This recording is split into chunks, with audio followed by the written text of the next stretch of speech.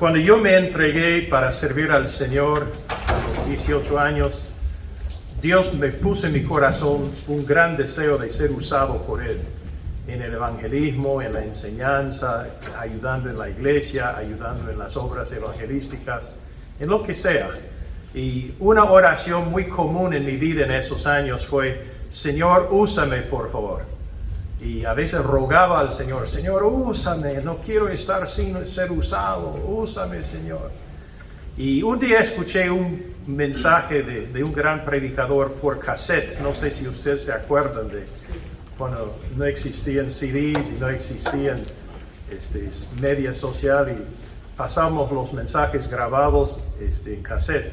Yo escuché uno y el pastor decía: a veces oramos, Señor, úsame, y en realidad debemos estar usando de otra forma: Señor, prepárame para serte útil. Quiero ser útil en las manos del Señor. Y cuando nos preparamos y el Señor nos prepara para serle útil, Él nos va a usar. Y si no estamos preparados para serle útil, no importa cuánto roguemos al Señor, Él no nos va a usar hasta que estemos preparados. Así que hoy queremos hablar del título que han visto aquí hace algunos minutos: Preparados para ser útiles al Señor. Y hay un excelente ejemplo en Hechos capítulo 3 de Pedro y Juan, que fueron útiles en la mano del Señor, y el Señor por medio de ellos sanó a un enfermo, y por medio de ellos proclamaron el Evangelio. Ahora sí. Okay. Proclamaron a Jesús a una gran multitud, y ese día 5,000 personas se entregaron al Señor. Así que eso sí es ser útil al Señor, que nos use de esa forma. Y yo sé que los que hoy se han bautizado también se han bautizado con ese deseo de ser útil al Señor, de ser un instrumento que Él puede usar. Creo que es segundo de Timoteo 2:20, dice que si uno se limpia del pecado, será instrumento de honra, santificado, útil al Señor, dispuesto para toda buena obra. Y eso es lo que cada uno deseamos en forma personal y en forma de iglesia también. Queremos que nosotros, que somos la iglesia del Señor, como cuerpo, seamos dispuestos a toda buena obra y útiles al Señor. Leamos lo que pasó aquí en Hechos capítulo 3. Pedro y Juan subían juntos al templo a la hora novena, la hora de la oración, es decir, las 3 de la tarde. Y era traído un hombre cojo de nacimiento, a quien ponían cada día a la puerta del templo, que se llama La Hermosa, para que pidiese limosnas de los que entraban en el templo. Cuando vio a Pedro y a Juan que iban a entrar en el templo, les rogaba que le diesen limosna. Pedro, con Juan fijando en él los ojos, le dijo: míranos. Entonces él les estuvo atento, esperando recibir de ellos algo. Mas Pedro dijo: no tengo plata ni oro, pero lo que tengo te doy. En el nombre de Jesucristo de Nazaret, levántate y anda. Y tomándole de la mano derecha, le levantó, y él, en el momento se le afirmaron los pies y tobillos, y saltando se puso de pie y anduvo y entró con ellos en el templo, saltando, andando y alabando a Dios. Y todo el pueblo le vio andar y alabar a Dios, y le reconocían que era él que se había sentado a pedir limosna a la puerta del templo La Hermosa, y se llenaron de asombro y espanto por lo que le había sucedido. Verso 11. Y teniendo asidos a Pedro y a Juan, el cojo que había sido sanado, es decir, no los quería soltar, todo el pueblo, atónito, concurrió a ellos al pórtico que se llama el de Salomón. Viendo esto, Pedro respondió al pueblo: varones israelitas, ¿por qué os maravilláis de esto? ¿Por qué ponéis los ojos en nosotros, como si por nuestro poder o piedad hubiese hecho andar a este hombre? El Dios de Abraham, de Isaac y de Jacob, el Dios de nuestros padres, ha glorificado a su Hijo Jesús, a quien vosotros entregaste y negaste delante de Pilato, cuando éste había resuelto ponerle en libertad. Mas vosotros negaste al santo y al justo y pediste que se os diese un homicida, y mataste al autor de la vida, a quien Dios ha resucitado de los muertos, de lo cual nosotros somos testigos. Que Dios bendiga su palabra y vamos a leer otros versos más adelante. Aquí básicamente en este capítulo pasan tres cosas. Un milagro es dado por el Señor por medio de Pedro y de Juan. Luego Pedro y Juan proclaman el nombre de Jesús y la identidad de Jesús y la resurrección de Jesús y la segunda venida de Jesús. Su mensaje es acerca de Jesús al pueblo, y ese día Dios toca almas. En el capítulo 4 nos dice, llegaron a entregarse al Señor 5,000 personas ese día. ¿Qué daría usted para ganar 5,000 personas a Cristo? Sería la experiencia de toda una vida. Y el Señor usó a Pedro y Juan el Señor lo hizo. O sea, no se equivoquen, el protagonista de esta historia no es Pedro, no es Juan, no es el cojo, no es la multitud. El protagonista de esta historia es Jesucristo resucitado. Pero Jesús hizo el milagro por medio de dos instrumentos útiles. Jesús hizo pregonar su evangelio, y Dios tocó el corazón de la multitud a través de dos instrumentos preparados que habían tomado el tiempo y el esfuerzo para estar preparados a ser útiles al Señor. Y quiero aprender hoy día de las cualidades de Pedro y Juan, que son cualidades de los siervos útiles, porque yo quiero ser un siervo útil. Quiero que la iglesia Ágape sea una iglesia útil al Señor. Entonces tenemos que ser como Cristo, pero también tenemos que aprender de los otros siervos como nosotros. Seres humanos que tomaron la molestia de prepararse y en el momento oportuno no solamente fueron útiles, fueron usados, grandemente usados. ¿Cuántos queremos ser usados? Amén. Amén. Bueno, entonces queremos ser útiles. Y vamos a ver eso cómo se logra. Lo primero que veo de Pedro y Juan, voy a mencionar 7 cualidades que ellos tuvieron. Voy a tratar de predicar relativamente corto hoy día. No es mi costumbre, como los que me conocen saben. Pero ya son las 1:15, 1:30, ¿no? Y el día se va avanzando. Y voy a tocar rápidamente 7 cualidades que veo en la vida de Pedro y Juan, que nosotros podemos desarrollar en nuestra vida. Y esto quiero enfatizar en todo el mensaje, de que ser útil al Señor es algo que cada uno podemos alcanzar. O sea, no se trata de que solamente los que se gradúen de doctorado en teología pueden ser útiles al Señor, o solamente los que tienen grandes talentos pueden útiles al Señor. Cada uno podemos desarrollar las cualidades que este pasaje nos muestra, y haciéndolo el Señor nos hace útiles y nos va a usar en el momento oportuno. Lo primero que veo de ellos es lo que dice en el verso 1. Pedro y Juan subían, ¿qué dice? Al templo. Pero ha saltado en la palabra clave.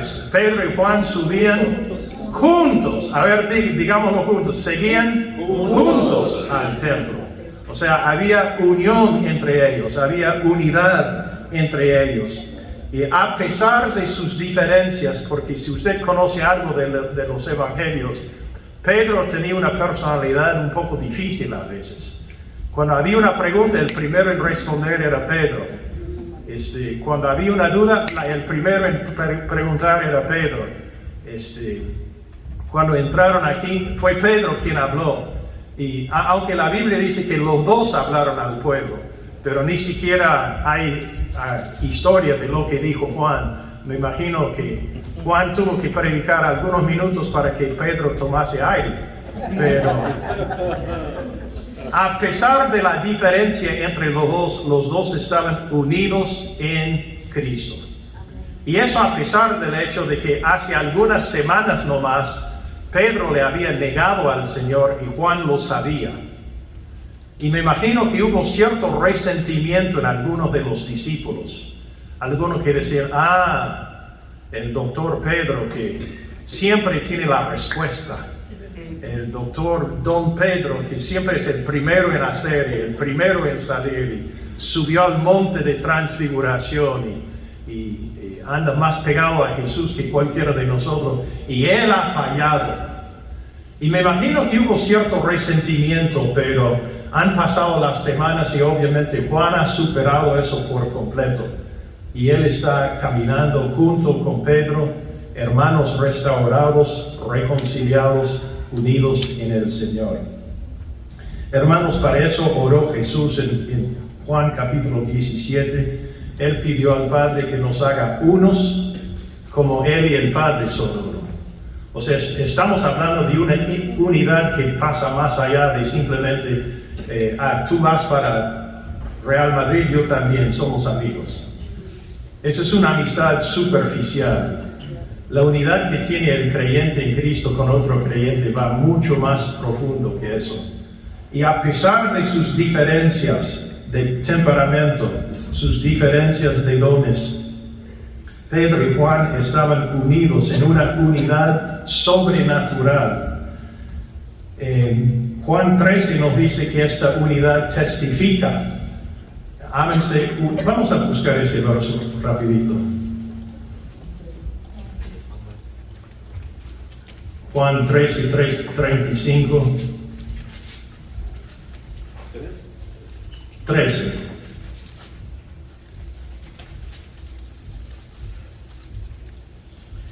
En esto conocerán todos que sois mis discípulos, si tuvieras amor los unos por los otros.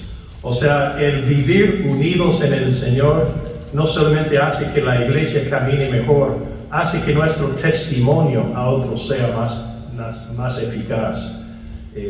La unidad del creyente es una unidad sobrenatural, es unidad que testifica y es una unidad que tenemos que proteger. Dios la produce, pero nosotros la tenemos que guardar. Dice Efesios 4, yo preso en el Señor os ruego que andéis como es digno de vuestra vocación con que fuisteis llamados. Verso 3, solícitos en guardar la unidad del Espíritu en el vínculo de la paz. Un cuerpo, un espíritu, como fuisteis llamados en una misma esperanza de vuestra vocación, un Señor, una fe, un bautismo, un Señor y Dios de todos, Dios y Padre de todos, el cual es sobre todos y por todos y en todos. Entonces estamos llamados a ser solícitos, echarle ganas, echarle atención, a guardar la unidad del Espíritu. Dios la produce, nosotros la guardamos. Hermanos, y Satanás la ataca. Cristo ora por nuestra unidad y Satanás odia nuestra unidad y él la va a atacar. Y hermanos que recién se han bautizados, les doy una palabra de advertencia. No se sorprende de que en la iglesia a veces hay problemas. Es porque Don Satán tiene una cola larga y llega hasta el templo del Señor. Y él no puede tocar a Cristo, pero nos puede tocar a nosotros. Y una de las cosas que él usa son las tonterías que a veces nos peleamos. El hermano no me gustó su forma de saludarme. El pastor predicó muy largo el domingo. Las alabanzas no eran las que me gustan. El café no estuvo bien caliente. Y a veces dejamos una iglesia por tonterías. O dejamos de venir por tonterías. Y hermanos, Pedro y Juan no eran hermanos impecables, pero al menos se dieron cuenta. Es hora de lo del pasado, dejarlo ¿dónde? En el pasado. Lo pasado está. Y hoy lo que debemos hacer es caminar juntos, andar juntos, gracias, orar juntos, testificar juntos. Si queremos ser útiles al Señor, aprendamos a vivir unidos los unos a los otros. Ahora, ¿nunca van a haber problemas? Claro que van a haber problemas. Pero uno se arma de madurez espiritual y supera esas cosas. Uno aprende a perdonar, uno aprende a no ofenderse tan fácilmente. Y el Señor nos va a usar cuando somos útiles de esa forma. Ahora, lo segundo que veo de Pedro y Juan también está en el verso 1 que estuvimos leyendo. Un momentito. Pedro y Juan subían juntos al templo a la hora novena, la de la oración. Segunda cualidad de siervos útiles al Señor, practican o están entregados, mejor dicho, a la práctica de oración. Tome en cuenta de que este día no fue ningún día festivo, no fue la Pascua, no fue la fiesta de los tabernáculos, o sea, fue un día común y corriente, no era un día sábado que sepamos. Era simplemente una tarde y Pedro y Juan se pusieron de acuerdo, vamos a ir al templo a orar. No había un momento de prueba aguda, no es que uno pasaba por una gran dificultad en su vida, era simplemente un día normal, pero practicaban la disciplina de orar juntos. Y hermanos, cosas buenas suceden cuando el pueblo del Señor ora, especialmente cuando oramos juntos. Mi madre murió hace un par de años, a los 93 años de edad. Ella recibió a Cristo a los 30 años de edad. Y ella tuvo un ministerio muy lindo, no como pastora o como evangelista o como predicadora, pero simplemente como amiga de muchas mujeres más jóvenes que ella. Y algo que ella hacía con casi todas ellas era, decía, pasa por la casa un día y tomamos una hora para orar juntos. O si no podían pasar por la casa porque vivían lejos, por teléfono lo hacían. Y hermanos, cientos de veces he visto a mi madre con un teléfono al oído y orando con alguna persona, los dos orando por sus familias, las dos orando por la iglesia y por la obra del Señor en sus vidas.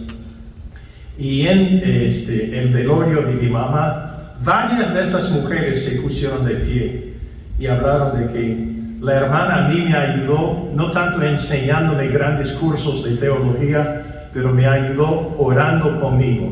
Me enseñó a orar orando conmigo. Y hermanos, hay un poder especial en orar juntos. Pedro y Juan eran hombres de oración, hombres entregados a la práctica de orar con otros. Y si queremos ser útiles al Señor, andemos unidos y andemos unidos en oración los unos con otros.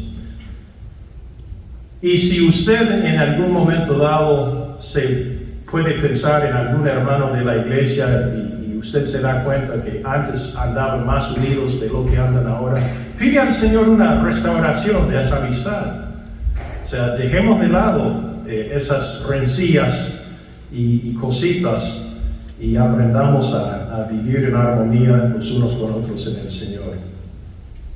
Yo veo que también no solamente eran hombres de andar juntos en oración, eran hombres de fe, porque él explica en el verso 17, dice, mas ahora hermanos, sé que por la ignorancia que habíais hecho, lo habéis hecho como también vuestros gobernantes, es decir, han rechazado a Cristo. Pero Dios ha cumplido así lo que antes anunciado por boca de todos los profetas, que su Cristo había de padecer. Así que arrepentíos y convertidos para que sean borrados vuestros pecados, para que vengan de la presencia del Señor tiempos de refrigerio. Pero esto no es el verso que yo quería, perdón.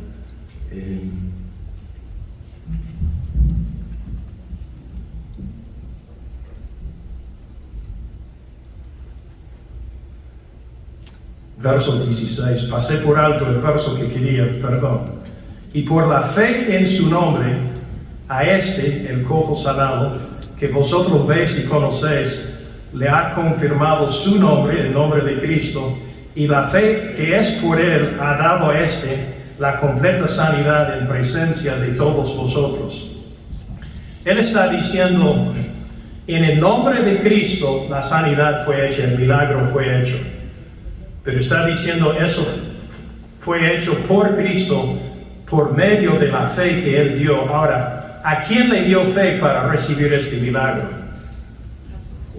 Yo no veo de que el cojo ejercitó fe. O sea, no hubo ningún pedido al cojo de creer en Jesús y poner su fe en Cristo. La fe le dio a Pedro y a Juan. Y estaban ellos dispuestos a recibir esa fe. Y hermanos, en la lista de 1 de Corintios, cuando habla de los dones del Espíritu, hay don de evangelista, hay don de maestro, hay don de administración, hay don de lenguas, hay varios dones, pero uno de ellos es el don de la fe. Y de ciertos dones dice, no los busquen, específicamente el don de las lenguas. ¿Existe? Sí existe. Pero dice la Biblia, no lo busques, no le des primera prioridad en su vida. Está ahí, y si Dios la quiere dar, la dará. Pero si no, no hay por qué estarla buscando.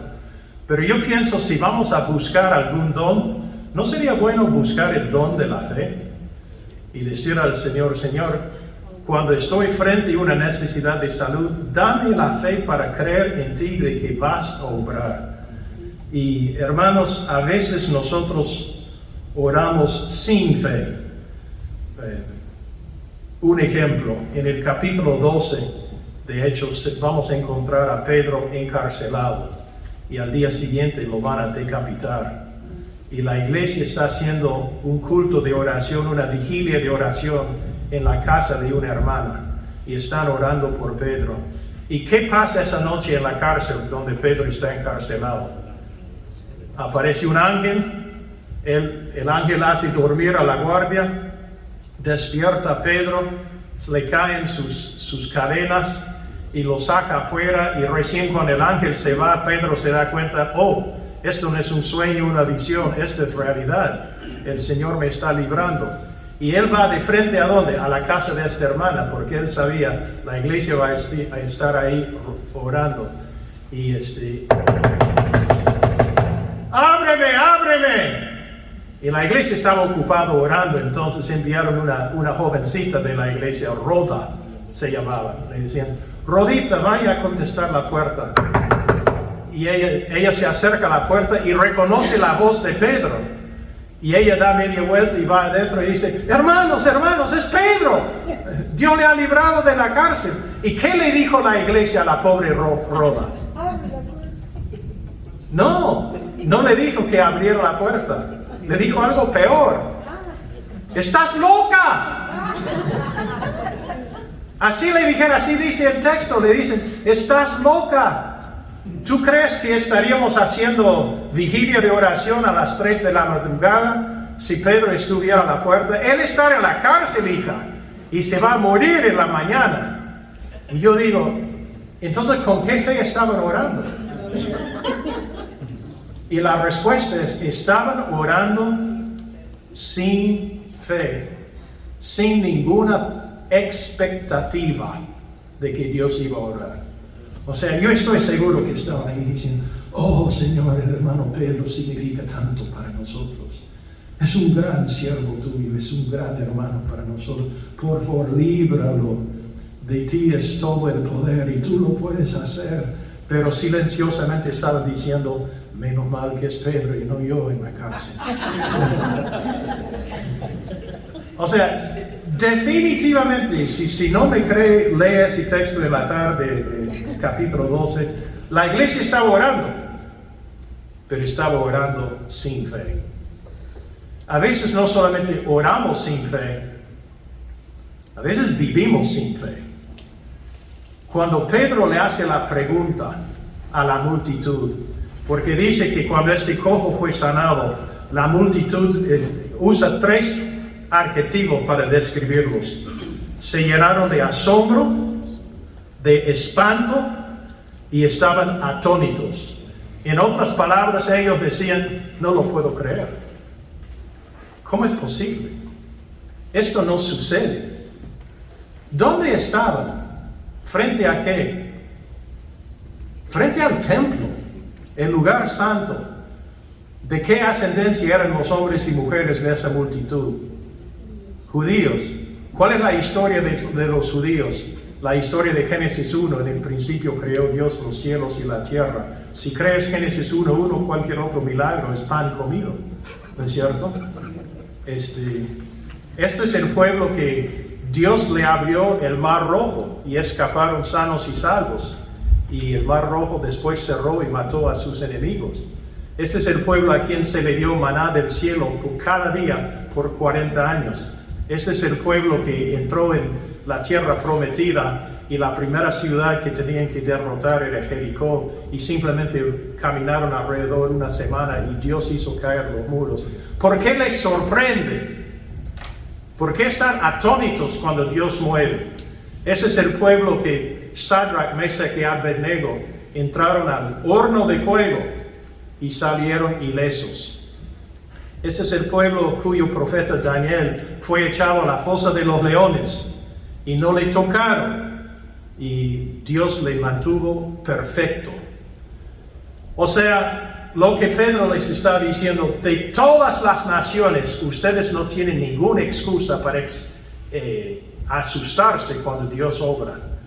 Y a veces creo que nosotros no andamos muy lejos de los judíos de aquel tiempo.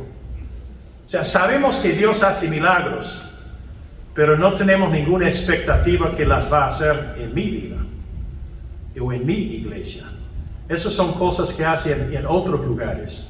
Hermanos, tenemos que orar con fe y orar con expectativa. Pero ¿cómo tuvieron Pedro y Juan la fe para recibir ese milagro para aquel hombre cojo? Era un regalo del Señor. O sea, no es que uno produce la fe. No es que usted se concentre, voy a creer, voy a creer, voy a creer, voy a creer. El Señor lo va a hacer, el Señor lo va a hacer. No, esa es una mentalidad positiva que supongo que es bueno, pero no es la fe bíblica. La fe bíblica es un regalo que el Señor derrama. Y la palabra derramar implica abundancia. Cuando el Señor derrama el Espíritu Santo es con abundancia. Y cuando el Señor derrama fe es con abundancia. Pedro y Juan creyeron y fueron usados. Ahora,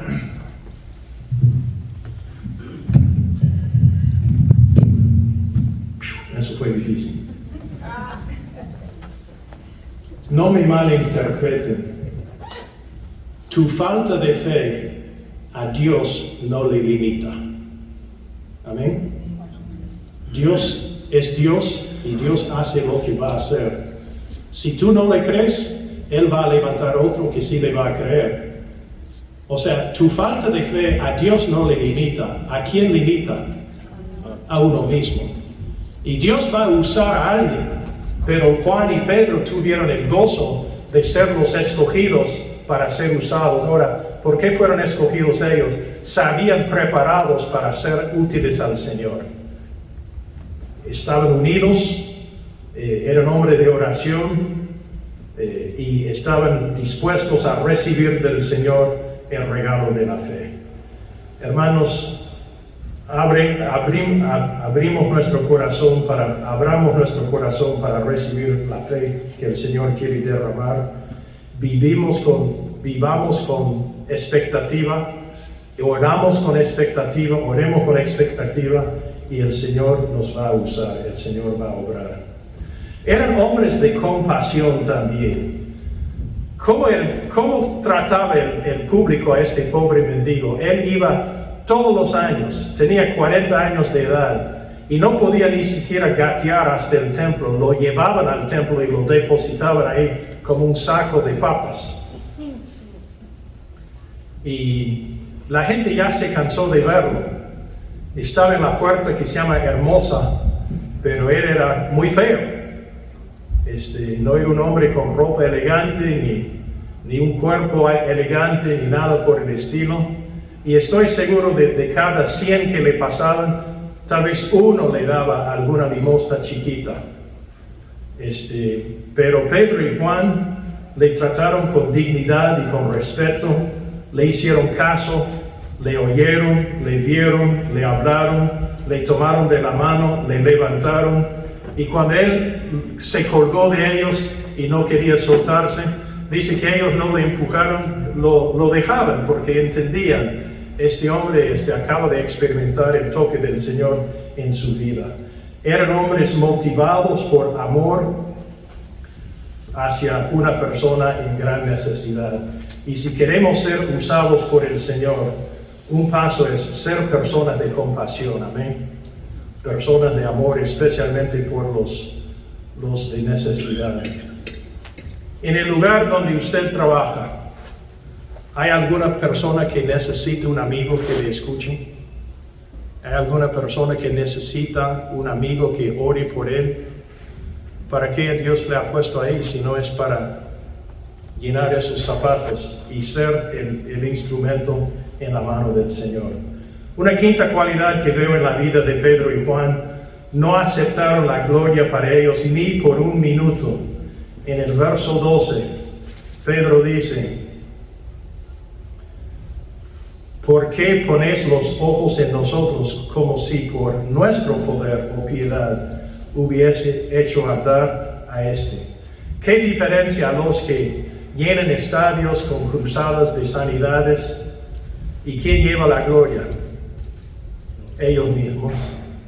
Y con esa gloria venden sus libros y venden sus ministerios. Pero Pedro y Juan, Dios los usó para recibir el milagro, pero el milagro lo hizo Jesús, y ellos fueron los primeros en decir: Él es el sanador. Dios dice en Isaías 42, yo soy Jehová, este es mi nombre, y no a ningún otro daré mi gloria, ni mis alabanzas a esculturas. Dios resiste a los soberbios y da gracia a los humildes. Y si usted quiere ser usado por el Señor para que otros hablen bien de ti, estás en el camino equivocado. Y hermanos, yo lo digo porque yo lo viví por algunos años. Cuando estaba ministrando en Perú por algunos años, yo hacía buen ministerio.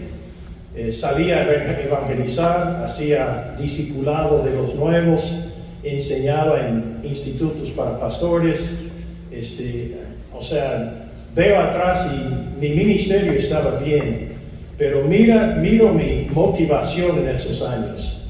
Estaba muy equivocado porque yo quería que otros pensaran bien de mí. Yo quería que otros dijeran: ese Esteban Barna, ese que sí que es buen misionero. Aquel Esteban Barna, ese sí que es buen maestro bíblico. Y hermanos, creo que cuando llegamos al tribunal de Cristo, no voy a recibir muchas coronas por esos años de servicio, porque uno no solamente tiene que hacer las cosas bien, hacerlas con el corazón correcto. Y me costó años aprender, pero ahora sé, la gloria no es para uno. La gloria para quién es. Todo es para el Señor.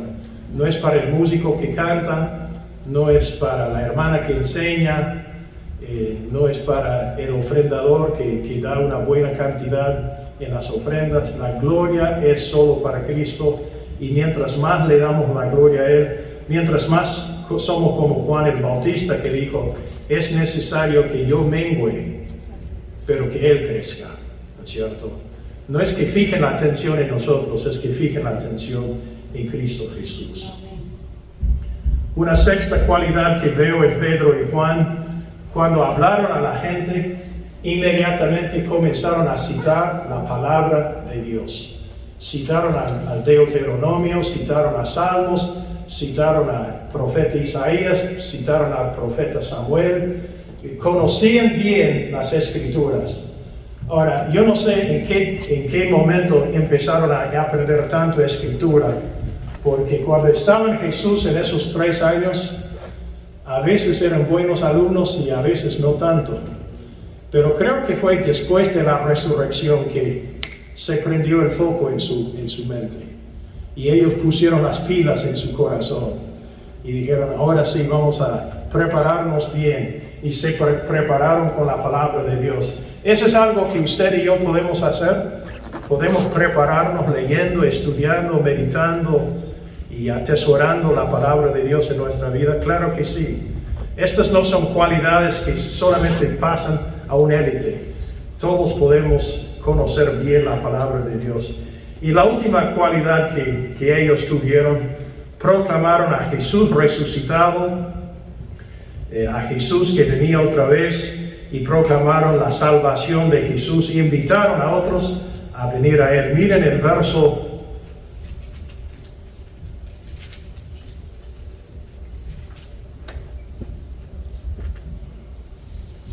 19. Ya están hablando no de sí mismo, no están hablando del poder de los apóstoles, están hablando de Jesús, de Cristo. Y dicen en el verso 19, así que arrepentíos y convertíos para que sean borrados vuestros pecados, para que vengan de la presencia del Señor tiempos de refrigerio. Podríamos aprender algo de los vendedores. Ahora, no me malinterpreten. Presentar el Evangelio no es vender algo. O sea, no usamos trucos para vender el Evangelio. Pero yo he trabajado algo en ventas hace años en una empresa. Y algo que aprendí es, hay algo que el vendedor debe hacer de vez en cuando.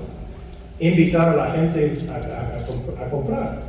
Es decir, ¿le gustaría comprar uno de estos? Está de oferta. Y es un buen producto. Y si uno nunca les pregunta si desean, o sea, ellos están esperando que uno les pregunte para que den una respuesta. Y creo que a veces no vemos muchas almas que se entregan al Señor porque no les damos la oportunidad. O sea, no tiene nada de malo cuando estamos conversando con la gente después de haber hablado de Cristo y haber hablado de su muerte, de su resurrección, de su segunda venida, de su identidad, que Él es el autor de la vida, es el Cristo del Mesías, el Mesías de Dios, y es el Salvador que quiere recibirnos. No está nada malo decir a la persona, ¿le gustaría recibir a Cristo? Y ¿sabe qué? En mi experiencia, las veces que no he dicho nada, muy pocos han dicho, ¿sabe qué? Basado en todo lo que acabo de decir, yo quiero recibir a Cristo. Eso ha pasado 1 o 2 veces en 40 años de ministerio. Pero por lo general, uno tiene que ofrecer. Es decir, ¿entiende lo que le ha hablado de Cristo? Sí, es bastante claro. Entonces, ¿a usted le gustaría recibir a Cristo? ¿Y sabe lo que muchas veces dicen? Sí. Amén. Hermanos, a veces para ser útiles en las manos del Señor no es algo más complicado que simplemente proclamar a Jesús y invitar a otros a recibirlo. Y si dicen sí, ya la victoria. Simplemente hacer una oración con ellos. Así que otra vez, ¿cuáles eran las cualidades que vimos? Eran hombres unidos a pesar de sus diferencias, unidos en su amor por Cristo y su amor uno por el otro. Eran hombres de oración, eran hombres de fe, eran hombres de compasión, eran hombres de humildad, no aceptaron la gloria para ellos. Eran hombres que conocían bien la palabra, eran hombres que proclamaron a Jesús y invitaron a otros a venir a Él. Ahora le pregunto, ¿alguno de esas cualidades está fuera de su alcance? Tal vez esté fuera de su práctica, que es otra cosa, pero la práctica se puede cambiar. Pero lo que sí le puedo asegurar, no está fuera de su alcance ni la mía. Si queremos ser usados, no se trata de arrodillarnos acá y rogar al Señor, úsame, Señor, úsame. Se trata de mirar estas cualidades y decir, Señor, ayúdame a cultivar estas cualidades en mi vida, porque yo quiero serte útil. Y el día que usted es útil al Señor, adivine lo que va a pasar. Dios le va a usar. Y me va a usar a mí. Y nos va a usar para su honra y gloria. Así que, hermanos bautizados, no queremos que solamente calienten bancas. queremos que sean útiles en las manos del Señor. Y que ustedes traigan a otros, y que esos otros traigan a otros, y que esos otros y otros traigan a otros y otros. Y eso va a pasar a la medida que andemos en unidad, andemos en oración, andemos en amor y andemos proclamando la persona de Jesús, su grandeza, su vida resucitada, su segunda venida y más que todo su salvación, y darle a la gente chance de recibir a Cristo. Amén. Amén. Bueno, espero que algo en el mensaje le haya ayudado, y si no tomó notas, no se preocupe, simplemente lea ese capítulo y usted va a ver las cualidades de Pedro y Juan y cultivarlas en su vida. Amén. Vamos a orar. Señor, oramos por nuestro pastor que sale de viaje dentro de poco. Dale un buen viaje y una semana fructífera allá en la gran convención. Oramos por la hermana Gisela, que le des una recuperación total, dele descanso aún el día de hoy y libertad de todo dolor y molestia. Gracias, Señor, que pudo ser atendida, y oramos por su recuperación total. Oramos por los hermanos nuevos. Gracias por su buen ejemplo, dando paso de bautismo. No me avergüenzo del Evangelio, porque es poder de Dios para salvación. Bendícelos a cada uno. Gracias, Señor, de que 5 más soldados se han enrolado en el ejército del Señor. Y, Señor, hazles útiles en tus manos.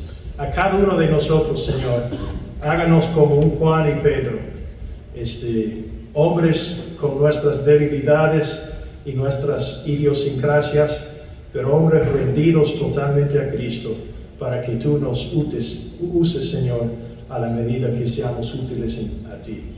Con rostros inclinados y ojos cerrados, si hay un deseo de ser más útil al Señor, dígaselo. Le gustaría al Señor escuchar eso de parte tuya. Y estoy seguro que te va a ayudar a prepararte bien para ser útil a ti, a Él. Y si estás aquí esta mañana y todavía no has recibido a Cristo, ¿no te gustaría recibir al Señor? Él murió por ti también. Él resucitó por ti también. Él quiere darte a ti borrón y cuenta nueva. Pecados borrados y una cuenta nueva con Él de gracia y de bendición. Y Él lo hará si vienes a Él esta mañana. Vamos a orar. Señor Jesús, gracias por lo que nos has enseñado, y oramos hoy por aquel o aquella que necesita recibir a Cristo ahí donde estás. Dile al Señor: Señor, gracias que moriste y que tu muerte fue por mí también.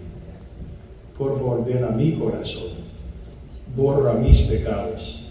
Señor, yo te quiero seguir. Enséñame todo lo que necesito saber para seguir en pos de ti. Pero hoy, con fe real, me entrego a ti, en el nombre de Cristo. Amén.